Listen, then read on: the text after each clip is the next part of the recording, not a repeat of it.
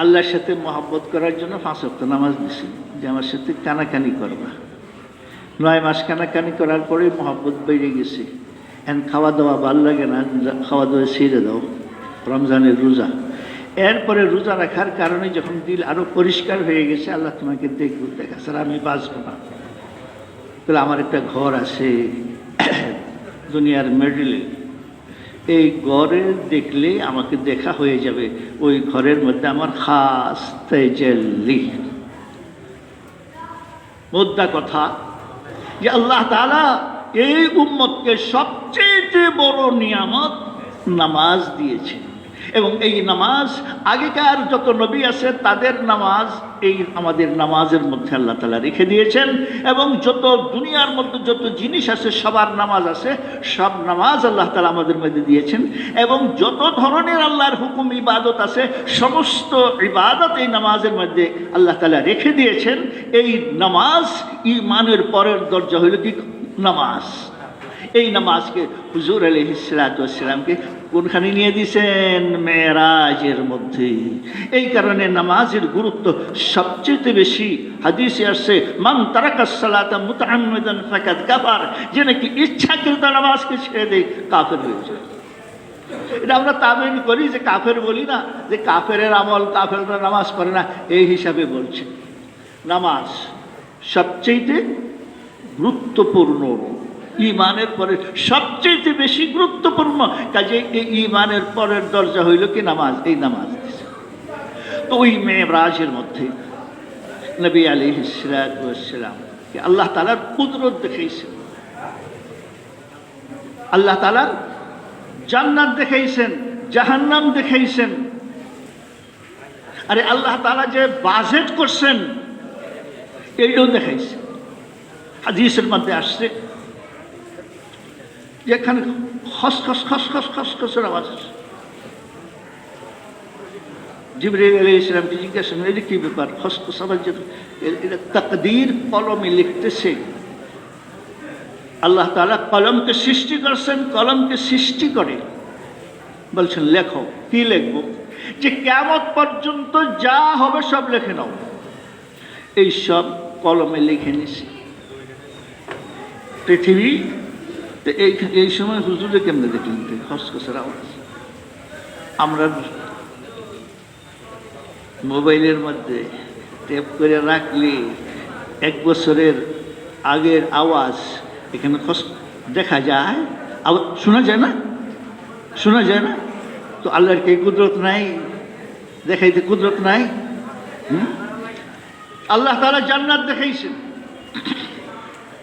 হুজুর আলাইহিস সালামের কুদরত, আল্লাহর কুদরত দেখাইছেন হুজুর আলাইহিস সালামকে। জান্নাত, জান্নাত কিরকম? যে তার গুম্বদগুলি মণি মুক্তার দ্বারা আবৃত,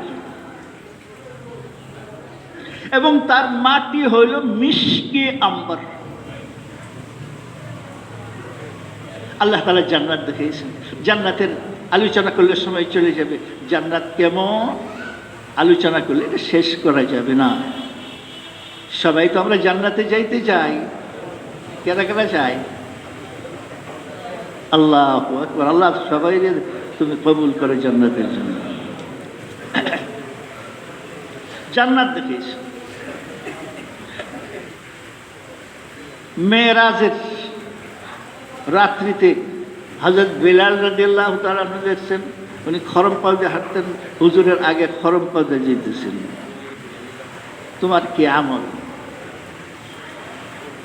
হযরত বিলাল রাদিয়াল্লাহু তাআলা বলছেন যে আমি এই আমল। এবং জাহান্নাম দেখাইছেন,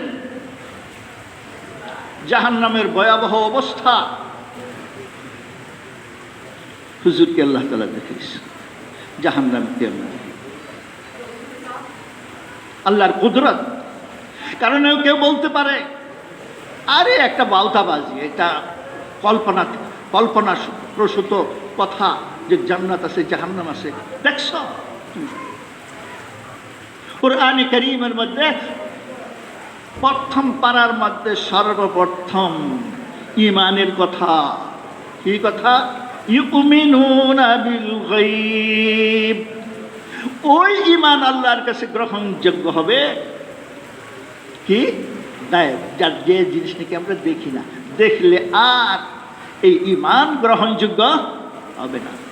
আলিফ লাম মিম যালিকাল কিতাবু লা রাইবা ফীহি হুদাল লিল মুত্তাকিন আল্লাযীনা ইউমিনুনা বিল গায়বি ওয়া ইউকিমুনাস সালাতা ওয়া মিম্মা রাযাকনাহুম ইউনফিকুন।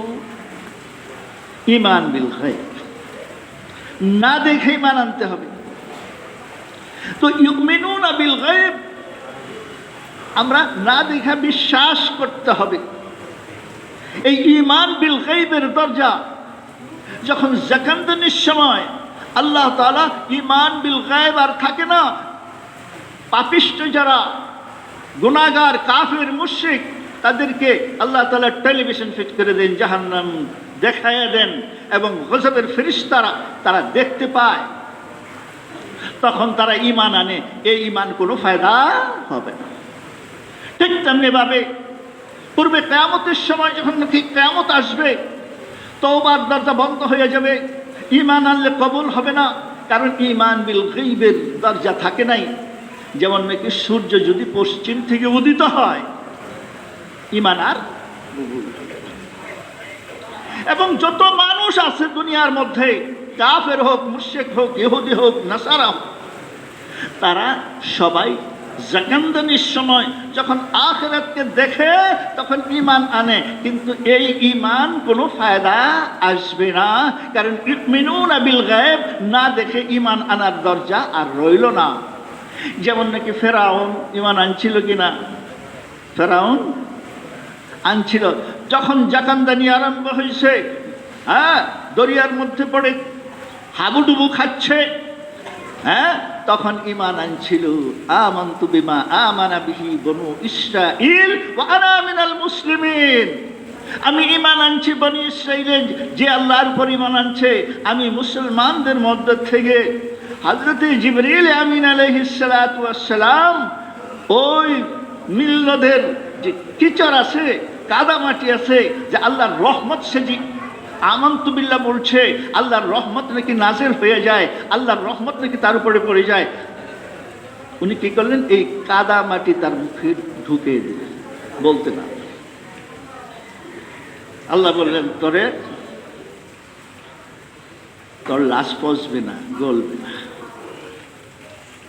মানুষের নিদর্শন হিসেবে রেখে দেওয়া। বেশি দিন হয়েছে না, মাত্র 150 বছর হয় নাই, 130 বছর হয়েছে, যখন কোরআনে কারীমের মধ্যে এই আয়াত আসছে যে তার লাশ পচবে না, ফেরাউনের লাশ। তখন রাজা যখন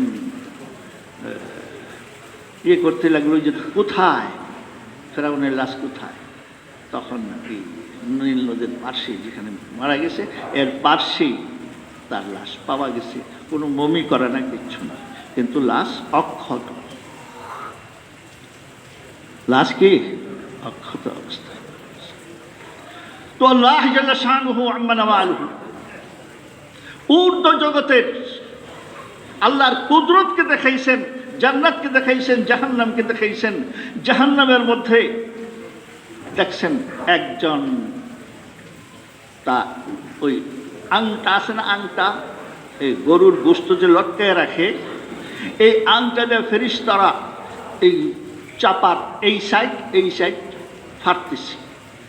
ফাড়ার পরে আবার ঠিক হয়ে যায়, আবার ফাটে। হুজুর জিজ্ঞাসা করলেন, এই জাহান্নামের এই শাস্তি কেন? বলে মিথ্যা কথা বলতো। কি বলতো?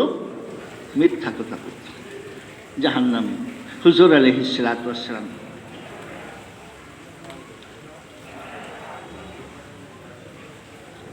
আল্লাহ তাআলা দেখাইছেন। এরপরে এক লোক শুয়ে রয়েছে, চিত হয়ে শুয়ে রয়েছে। একজন লোকে বড় পাথরটা তার মাথায় মারে, মাথা থেতলায় যায় এবং পাথরটা ছিটকে অন্য জায়গায় পড়ে। ওইখান থেকে ওই লোকটা পাথর আনতে আনতে আবার মাথা ঠিক হয়ে যায়, আবার মারতে। জিজ্ঞাসা করা হইল যে এই শাস্তি কেন এর? যে একে আকল, বুদ্ধি, বিবেক দেওয়া হয়েছে, শক্তি দেওয়া হয়েছে ইবাদত করার, সে গাফলতি করছে, ইবাদত করে নাই এবং সঠিক চিন্তা করে নাই, এই কারণে তার মাথার মধ্যে আঘাত, শাস্তি দেওয়া।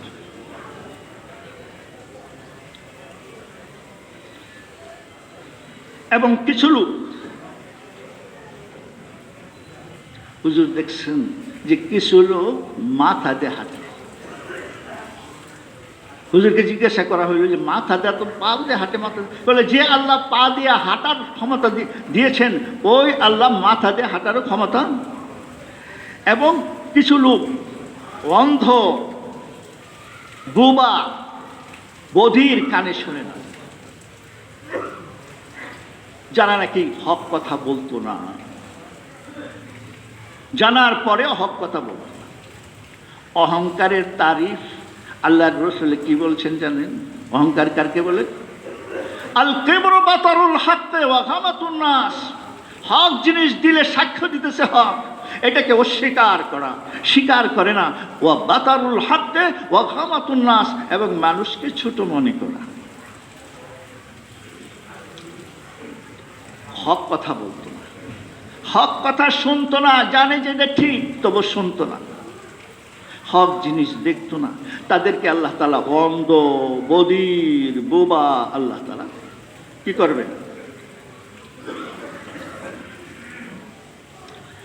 আরেক লোককে দেখছেন যে একটা নদী, রক্তের নদী, এই রক্তের নদীর মাঝখানে একজন হাবুডুবু খাচ্ছে, আরেকটা লোক দরিয়ার পার্শ্বে, নহরের পার্শ্বে, নদীর পার্শ্বে, রক্তের নদীর পার্শ্বে, সে যখন কাছে আসতে চায় তখনই পাথর যা মারে, সে আবার ওই জায়গায় চলে যায়। এরা হইল সুদখোর, যারা নাকি কি খায়? সুদ খায়। সুদ এত বড় গুনাহ, কোন গুনার ব্যাপারে আল্লাহ কি করেন নাই, এত ওই ধমকি দেন নাই। যারা নাকি সুদ খায় তাদের সাথে আল্লাহ তাআলা কি ঘোষণা করছেন? যুদ্ধের ঘোষণা করেছেন। আর আমরা কি হইল? সুদ ছাড়া কোন এলাকা আছে? আল্লাহ তাআলা আমাদেরকে হেফাজত, ওই সুদখোরের আযাব। এরপরে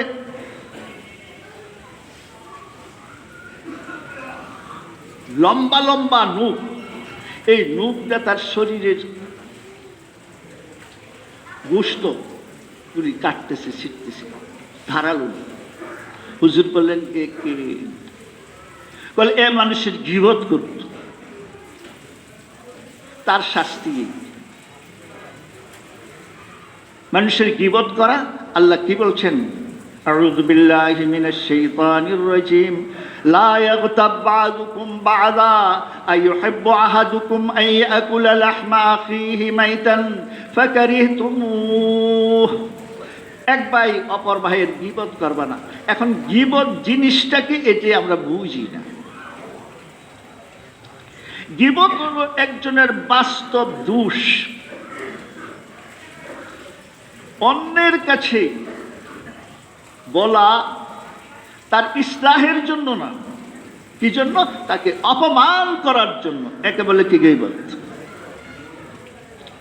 এক ছেলে, আমার বন্ধুর ছেলে, সে দোষ করছে, আমি বন্ধুকে বলবো না তার ইসলাহের জন্য, এইটারে গীবতের মধ্যে সমান, এটাকে বলে গীবত। আর একটা দোষ তার মধ্যে নাই, এই দোষটাকে যদি অন্যের কাছে বলে, এটাকে বলে ইফতেরা, বুহতান। তো আমরা এই গীবতরে মনে করি কি? গীবত। কারণ এটার মধ্যে কোনো আমাদের অসুবিধা নাই। হুজুররাও গীবত করে, দিনদাররাও গীবত করে, নামাজিরাও গীবত করে। আর আল্লাহর রাসূল কি বলছেন? আল গীবাতু আশাদ্দু মিনাজ জিনা। জিনার চাইতে আরো মারাত্মক। কিন্তু আমরা জিনা করি না, গীবত করি। তো জিনা কেন আমরা করি না? আল্লাহর জন্য না, মানুষে আমাকে খারাপ বলবে। কেউ যদি জিনা করে তাকে এই এলাকার থেকে কি করে দিবে? তারাই দিবে, সমাজ থেকে আলোক করে দেবে। এই জন্য আমরা জিনা করি না। কিন্তু গীবত চাষটলে এখানে বসলে হুজুররাও করতেছে, দিনদাররাও করতেছে, এটা গীবত। এবং এই হাকিম আখতার সাহেব করাচির হজরতে বলছেন সামনে এই গীবত আরো বাড়বে এবং এই গীবতের কারণে মানুষের ক্যান্সার হয় বেশি। কারণ ফসা গুস্ত খাইলে, পচা মাংস খাইলে এই ক্যান্সার তো কি হয়, গুস্তের মধ্যে হয়। ক্যান্সার হতে হলে কাঁকড়া, এটা তাড়াতাড়ি সরাইয়ে যায়। তো গীবত, এই গীবতের শাস্তি। হুজুর আলাইহিস সালাতু ওয়াস সালাম দেখলেন একটা আগুনের চুলা, বড় চুলা, এর মধ্যে পুরুষ মহিলা ধাউ ধাউ করে জ্বলতেছে। তখন এরা মুখের মধ্যে আসে, আগুনও মুখের মধ্যে আসে, আবার ভিতরে চলে যায়। হুজুর জিজ্ঞাসা করলেন এরা কারা? বলে এরা হল জুনাত, জিনাকারী। এই আযাব হুজুরকে আল্লাহ তাআলা দেখাইছে যেন কেউ না বলতে পারে এটা তোমাদের কল্পনাতীত। আরে না, আমাদের নবী দেখে আসছেন, জান্নাত দেখে আসছেন, জাহান্নাম দেখে আসছেন, আল্লাহর কুদরত দেখে আসছেন, তাকদীর দেখে আসছেন, সব দেখে আসছেন। কাজে আমরা অন্ধ বিশ্বাসে আমরা এটা বলি না, আমাদের নবী দেখে এসে আমাদেরকে বলছেন, এবং এই কথার উপরে আমরা সবাই ঈমান আমাদের আছে কিনা, এই ব্যাপারে কার কার ঈমান আছে? আল্লাহ তাআলা তৌফিক দান করুন। একটা যদি অবিশ্বাস করা হয় তার ঈমান থাকবে না। তাকদীরের উপরে অবিশ্বাস, ঈমান থাকবে না। জান্নাত নাই, ঈমান থাকবে না। জাহান্নাম নাই, ঈমান থাকবে না। কাজে আল্লাহর রাসূলকে ওই মেরাজের রাত্রিতে আল্লাহ তাআলা এই সব দেখাই আনছেন। এবং মেরাজ হুজুর ঊর্ধ্ব জগতে ফেরেশতাদের অবস্থা, সিদরাতুল মুনতাহায় যখন গেছেন, ফেরেশতারা আসসালাতু ওয়াসসালামু আলাইকা ইয়া রাসূলুল্লাহ, এবং ফরিয়ের মতন, স্বর্ণের মতন এত সুন্দর। হুজুর বলেন আমাকে বললে আমি বলতে পারবো না, এত সুন্দর বড়ই গাছ ছিল। আমি যখন সাতবক আসমান জমিনের উপরে যাই তো সাতবক আসমান জমিনের বর্ডার, নিচ এবং উপরের বর্ডার হলো একটা বড়ই গাছ। বড়ই গাছটার পাতাগুলি হলো হাতির কানের মতন, বড়ইগুলো হলো মুঠির মতন। তো হুজুরের সালাত ও সালাম পেশ করতেছে। ঊর্ধ্ব জগতের ফেরেশতারা আল্লাহর কাছে আবেদন করলো শেষ নবীকে আমরা দেখতে চাই। এবং ঊর্ধ্ব জগতে ফেরেশতারা মালাই আলাও, এই সিদরাতুল মুনতাহা বর্ডারের উপরে যে ফেরেশতা, এদেরকে বলে মালাই আলা। আর এই বর্ডারের নিচে যারা, এদেরকে বলে মুদাব্বারাতে আমর। উপর থেকে যে হুকুমগুলো আসে এই হুকুমগুলো তারা কার্যকর করে, এই কারণে এদেরকে বলে মুদাব্বারাতে আমর। এবং উপরে যে ফেরেশতাগুলো আছে, এই ফেরেশতা কেউ নামাজে দাঁড়ায় রয়েছে জীবনভর, দাঁড়ায় রয়েছে কিয়াম, কেউ রুকুতে, কেউ সিজদাতে, কেউ তাসবিহ সুবহানাল্লাহ সুবহানাল্লাহ। এই আর কত বড় বড় ফেরেশতা, সুবহানাল্লাহ, চিন্তা করা যায়। আল্লামা দাইলামী রাহমাতুল্লাহ আলাইহি হাদিস আনছেন, ইন্না লিল্লাহি মালাকান লাউ কিলা লাহু ইলতাকিব সাবআ সামাওয়াতি ওয়াল আরদিনা বিলুকমাতিন ওয়াহিদা। আল্লাহর একজন ফেরেশতা আছে, তাকে যদি বলা হয় সাতবক জমিন আসমান তুমি একটা নলা দিয়া খেয়ে ফেলো, একটা লুকমা দিয়ে খেয়ে ফেলতে পারবে, এত বড় তার দায়িত্ব হলো। সুবহানাল্লাহ সুবহানাল্লাহ, তার দায়িত্ব কি? সুবহানাল্লাহ সুবহানাল্লাহ। তো আল্লাহ জাল্লা শানুহু আম্মা ওয়ালুহু ঊর্ধ্ব জগতে নিয়ে গেছেন, আল্লাহর কুদরতকে দেখাইছেন, জান্নাতকে দেখাইছেন, জাহান্নামকে দেখাইছেন, সব কিছু দেখাইছেন। এবং আল্লাহর কাছে নিয়ে এসে এরা কোরআনে বেড়াইতে গেলে হাদিয়া তুফা দেয় না, আল্লাহ সবচেয়ে বড় হাদিয়া এই উম্মতকে কি করছেন? দান করছেন। ওইটা হলো কি? নামাজ। ওইটা হলো কি? নামাজ। এখন অনেকে প্রশ্ন করে, হুজুর আলাইহিস সালাতু ওয়াস সালাম এই সব শেষ করে, সময় কমে গেছে, সব শেষ করে ফজরের নামাজ পড়ছেন মসজিদে নববীতে। মসজিদে নববীতে নামাজ পড়ে সাহাবাদেরকে বললেন, আমি এই সপ্তম আকাশের ঊর্ধ্বে আল্লাহর কাছে গিয়েছিলাম। ফাদানা ফাতাদাল্লা ফাকানা কাবা কাউসাইনি আও আদনা। হ্যাঁ, 2 ধনুক পরিমাণ দূরে ছিলাম, আল্লাহর সাথে কথোপকথন হয়েছে। আমি বাইতুল্লাহ থেকে ফিলিস্তিনে যাই, বাইতুল মুকাদ্দাস, ওইখান থেকে এই রাত্রে আবার ফেরত আসছে। তখন এই কুফারে কুরাইশরা হাসি ঠাট্টা কি বলে দেখুন, কারণ মদিনা মুনাওয়ারা থেকে, বাইতুল্লাহ থেকে ফিলিস্তিন হলো 2000 মাইল। কয় হাজার মাইল? 2000 মাইল। এই 2000 মাইল বুরাকে গেছেন, এরপরে সপ্তম আসমান। এটি কি কয়? মিথ্যা। এটা কি সম্ভব? এটা কি সম্ভব? এরা আসছে কুরাইশ, আয়েশা হুজুর আলাইহিস সালামকে জিজ্ঞাসা করতেছে, আচ্ছা আপনি গেছেন? হ্যাঁ। তো বাইতুল মুকাদ্দাসের কয়টা দরজা, কয়টা জানালা, কয়টা সিঁড়ি? আপনারা তো এই শহীদ মসজিদে নামাজ পড়তেছেন না? অনেকেই অনেক বছর যাবৎ নামাজ পড়তেছেন। আমি যদি আপনাদেরকে জিজ্ঞাসা করি যে এই যে শহীদ মসজিদের সিঁড়িটা আছে দক্ষিণ দিকটা, এখানে কয়টা সিঁড়ি? আরে ছাত্ররাও এখানে সবসময় আপনারা যান, উপরে যান, বলতে পারবেন? হুজুরকে এই খুঁটিনাটি প্রশ্ন করতেছে যে বাইতুল মুকাদ্দাসের কয়টা সিঁড়ি এবং কয়টা দরজা, কয়টা জানালা, কয়টা খাম্বা, এইগুলি সবগুলি। হুজুর বলেন, এই প্রশ্নের পরে আমি এত পরেশান হয়েছি, জীবনে এরকম পরেশান হই নাই। আল্লাহ তাআলা ফাজাল্লা লিয়াল বাইতুল মুকাদ্দাস আনা আনজুরু ইলাইহি, আল্লাহ তাআলা বাইতুল মুকাদ্দাসের ফটো আমার সামনে এনে দিয়েছেন, খুলে দিয়েছেন। আমি দেখে দেখে বলতেছি 1 2 3 10 15টা সিঁড়ি, এতটা জানালা, এতটা দরজা। এরপরে তারা উপহাস করছে। এখন তো এখানে পারলো না কিচ্ছু করতে। সাইয়েদনা হযরত আবু বকর সিদ্দিক রাদিয়াল্লাহু তাআলা আনহুর কাছে গিয়া বললেন, কেউ যদি বলে এক রাত্রেই একবারে সপ্তম আকাশ ভেদ করে উপরে গেছেন, আবার এসে গেছেন এই রাত্রেই, এটা কি কথাটা সত্য হতে পারে? তখন আবু বকর সিদ্দিক রাদিয়াল্লাহু তাআলা আনহু বললেন, কে বলছে? বলে হুজুর আলাইহিস সালাম বলছে। বলে একদম সত্যের মধ্যে একটু বিন্দু পরিমাণ কোনো মিথ্যা নাই, একদম সত্য, একদম সত্য, একদম সত্য। ওই সময় থেকেই সিদ্ক অর্থ হলো সত্য। এই সময় থেকেই হযরত আবু বকর সিদ্দিক রাদিয়াল্লাহু তাআলা আনহুর লকব উপাধি হলো আবু বকর সিদ্দিক। ওই সময় থেকে সিদ্দিক। তো এই মেরাজ কোন দিন হয়েছে? অনেক কোল আছে। কোন সনে হয়েছে? এটা তো অনেক কোল আছে। নবুয়তের প্রথম দিক দা না শেষ দিক দা, এটারও কোল আছে।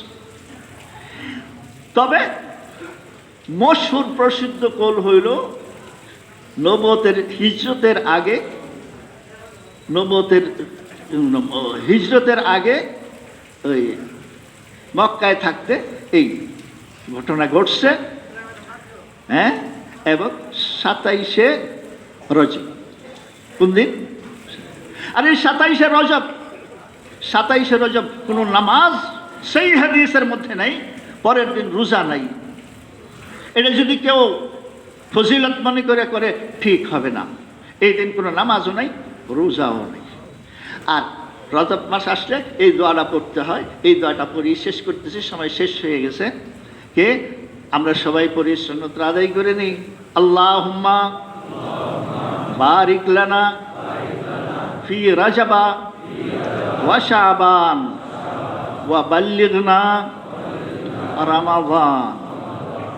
হে আল্লাহ, তুমি বরকত দাও, বারিক লানা ফি রাজাবা ওয়া শাবান, রজব এবং শাবানের মধ্যে, এবং আমাদেরকে সুস্থতার সাথে কোথায় পৌঁছায় দাও? রমজান পর্যন্ত পৌঁছে দাও, যেন তোমার রমজানের রোজা আমরা রাখতে পারি। আল্লাহ তাআলা আমাদের সবাইকে কবুল করুন এবং এই বেদাত 27 তারিখের নামাজ পড়া, পরের দিন রোজা রাখা, এটা না করার তৌফিক আল্লাহ তাআলা দান করুন। ওয়া আখিরু দাওয়া।